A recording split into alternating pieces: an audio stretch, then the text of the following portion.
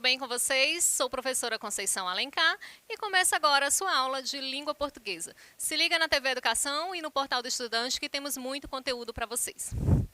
E hoje daremos continuidade ao barroco, a arte barroca que é marcada pela união dos contrários. Nós vamos ver um pouquinho dessa oposição no barroco, vamos ver as características e também alguns exercícios. Então vamos lá começar. Começando aqui, bem marcada a oposição no barroco. Diz assim: sabe, Adão, tudo precisa de um contraponto. Para existir um positivo, tem que haver um negativo. Para existir um, tem que existir o menos um.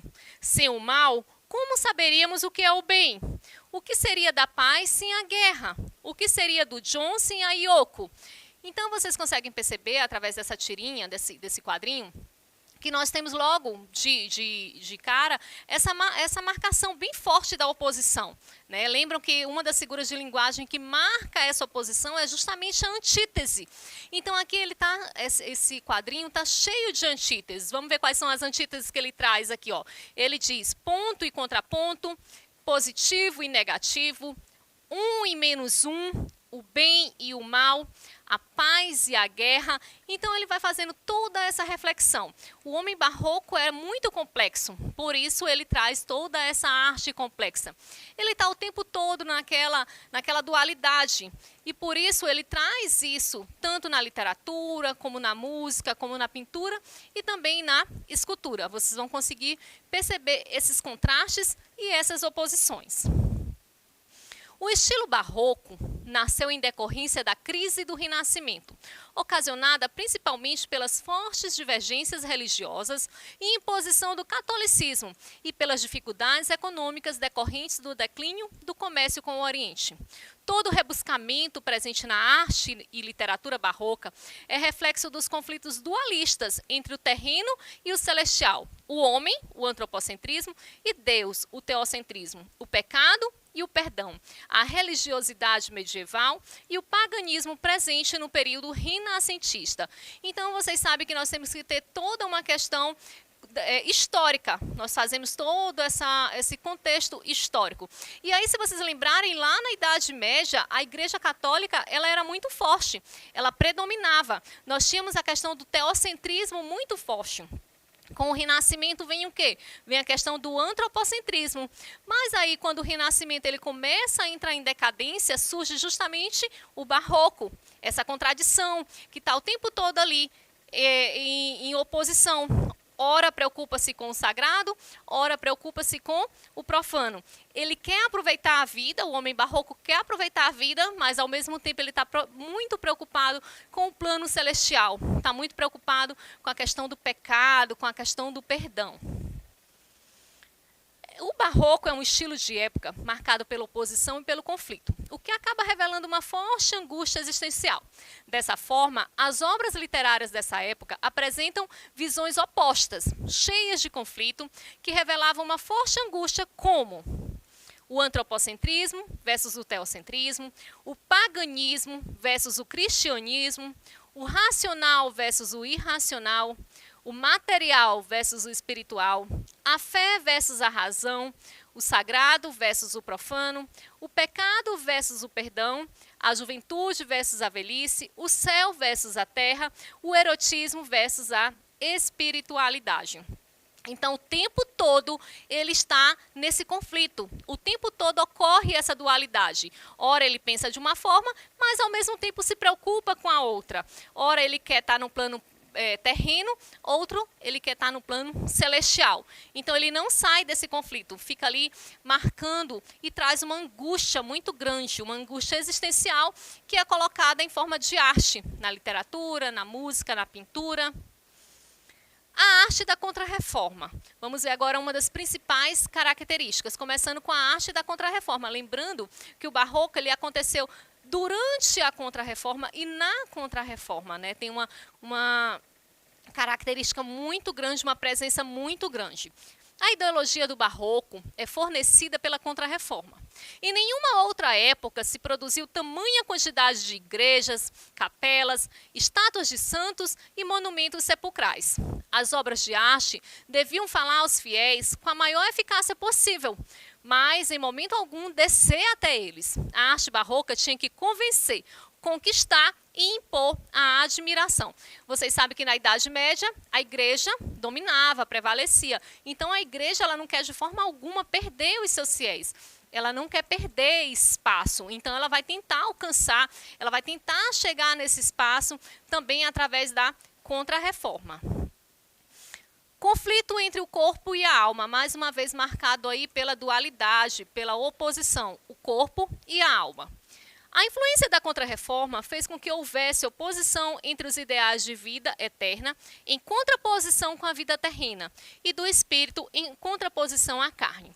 Na visão barroca, não há possibilidade de conciliar essas antíteses. Ou se vive a vida sensualmente, ou se foge dos gozos humanos e se alcança a eternidade. A tensão de elementos contrários causa no artista uma profunda angústia. Após arrojar-se nos prazeres mais radicais, ele se sente culpado e busca o perdão divino. Assim, ora ajoelha-se diante de Deus, ora celebra as delícias da vida. Então, esse conflito entre o corpo e a alma ele é muito presente na arte barroca. Ora, ele está ali pedindo a Deus, ajoelhando-se, clamando, e ora, ele quer apenas celebrar e aproveitar todas as delícias da vida. Lembram que na aula passada eu falei para vocês sobre o Carpe Diem, que ele marca bastante também o barroco. A expressão carpe diem, essa expressão latina, significa o quê? Aproveite o dia, aproveite ao máximo, porque é tudo muito efêmero, tudo muito passageiro, né? Então, existe aí esse conflito entre o corpo e a alma. A forma tumultuosa. O estilo barroco apresenta a forma conturbada, decorrente da tensão causada pela oposição entre os princípios renascentistas e a ética cristã. Daí a frequente utilização de antíteses, paradoxos e inversões, estabelecendo uma forma contraditória. Além disso, a utilização de interrogações revela as incertezas do homem barroco, frente ao seu período, e a inversão de frases, a sua tentativa na conciliação dos elementos opostos.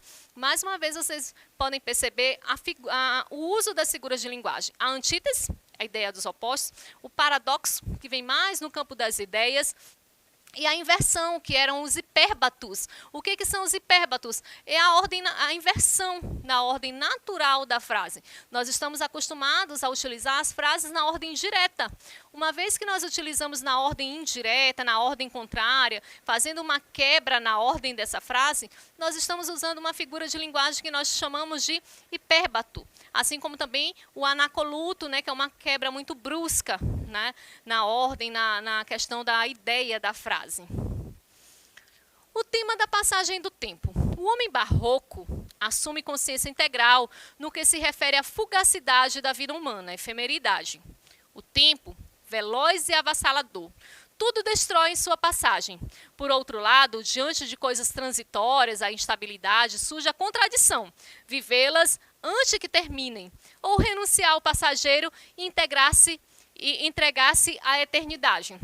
Então, às vezes, até nós mesmos passamos por esses conflitos, né, de achar que a vida está passando muito rápido, que nós devemos aproveitar ao máximo, e aí a gente fica também nessa dualidade, né, devemos aproveitar a vida ou devemos mais estar preocupados com o lado espiritual, com as questões voltadas para questões religiosas. Então, muitas vezes nos bate essas questões também, né, que já lá no Barroco, lá no século XVI já eram tratadas. O cultismo e o conceptismo.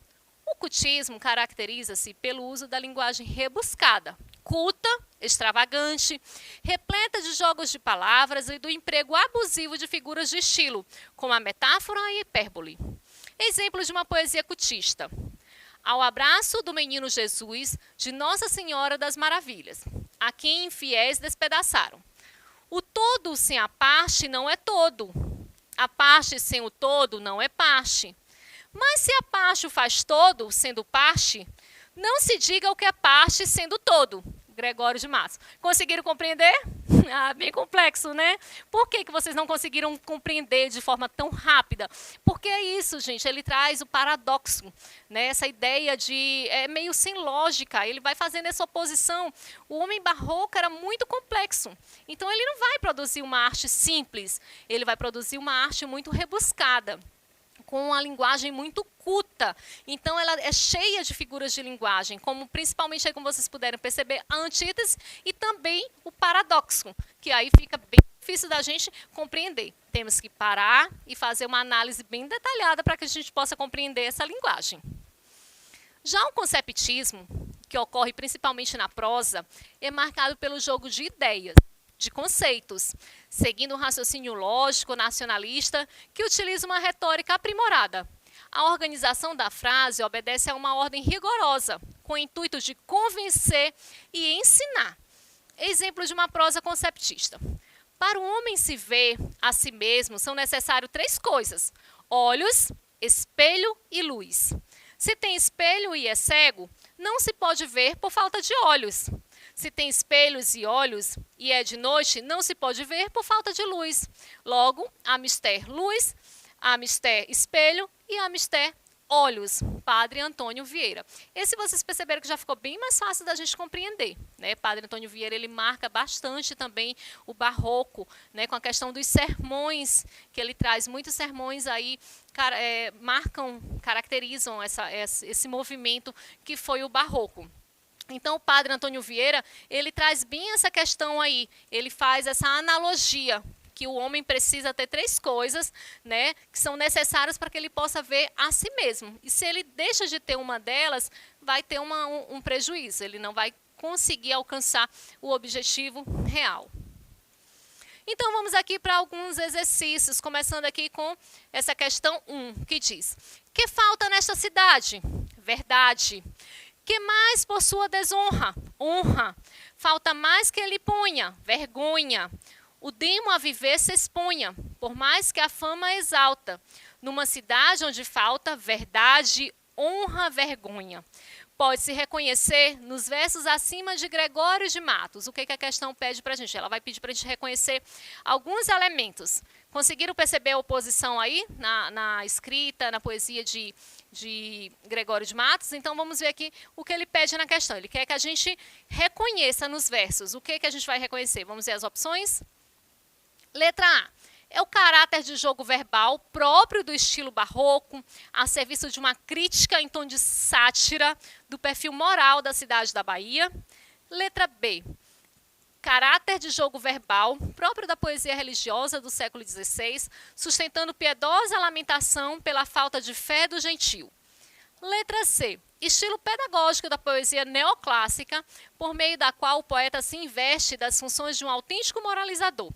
Letra D. Caráter do jogo verbal próprio do estilo barroco, a serviço da expressão lírica do arrependimento do poeta pecador. Letra E. Estilo pedagógico da poesia neoclássica, sustentado em tom lírico, as reflexões do poeta sobre o perfil moral da cidade da Bahia. Então, vamos lá para a opção correta? Na verdade, é um caráter de jogo verbal, é próprio do estilo barroco, a serviço de uma crítica em tom de sátira do perfil moral da cidade da Bahia. Gregório de Matos, ele nasceu na Bahia, então ele usa a poesia como uma denúncia social. E ele traz toda aquela retrospectiva da cidade da Bahia, né, do estado da Bahia, né, onde ele traz todo o esplendor, todo o auge e também a decadência, né, quando a cidade vai perdendo, o estado vai perdendo a sua importância, né. Então ele faz bem essas críticas sociais. Questão 2. Ardoroso, defensor da liberdade do homem, lutou contra a escravização do índio e a desumanidade com que eram tratados os escravos. Considerado pela crítica literária o maior exemplo de conceptismo em língua portuguesa. Trata-se de, então ele quer saber em relação ao conceptismo, ao conceito, ideias, né? O cultismo estava mais no jogo das palavras, o uso de palavras cultas, rebuscadas, e já no conceptismo nós temos o quê? Conceito, conceptismo, concepto, vem do espanhol, né? Concepto, que significa o quê? Significa conceito, então vem mais no campo das ideias. Então ele quer saber quem era considerado pela crítica literária o maior exemplo de conceptismo da língua portuguesa. Então, vamos lá, Padre José de Anchieta, letra B, Gregório de Matos, letra C, o Padre Antônio Vieira, letra D, Padre Eusébio de Matos, ou letra E, Bento Teixeira. E aí conseguiram identificar? Na verdade, é o Padre Antônio Vieira. O Padre Antônio Vieira foi um dos grandes defensores dos índios, por isso, entre os indígenas, ele era conhecido como Pai-Açu, que significa grande pai.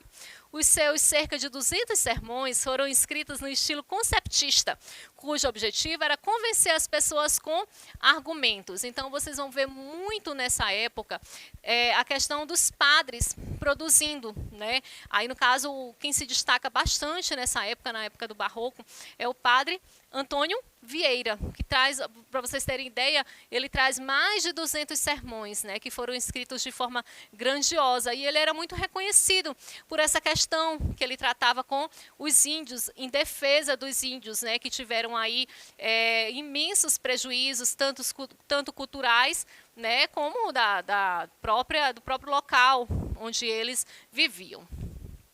A questão 3. Em tristes sombras, morre a formosura. Em contínuas tristezas, a alegria. Nos versos citados acima, Gregório de Matos empregou uma figura de linguagem que consiste em aproximar termos de significados opostos, como tristeza e alegria. O nome dessa figura de linguagem é... Tá fácil, né, turma? Foi o que nós vimos ao longo de toda a aula. Qual é a figura de linguagem que traz essa oposição entre os contrastes, né, entre os opostos? A metáfora, a aliteração, o eufemismo, a antítese ou a sinédoque.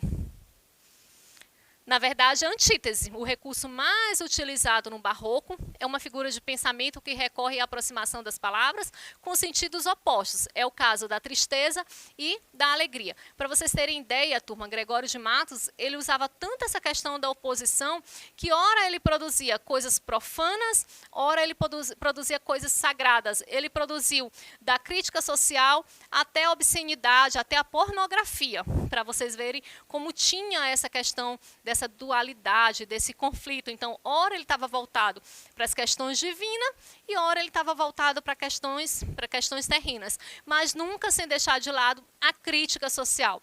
É muito importante o papel desses autores da época, porque era uma forma que eles tinham de denunciar no aspecto político, no aspecto econômico, no aspecto social, e eles faziam isso com o uso de quê? Com o uso da literatura, com o uso da música, com o uso da pintura. Então, vocês vão encontrar na obra barroca muito essa característica muito forte, que são o quê? As críticas sociais.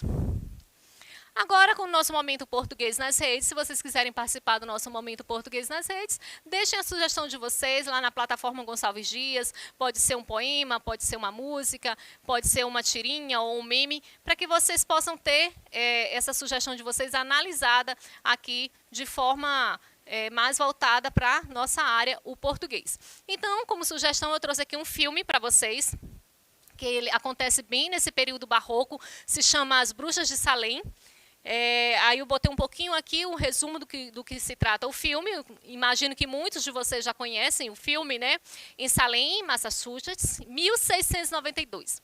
Algumas jovens fazem feitiços.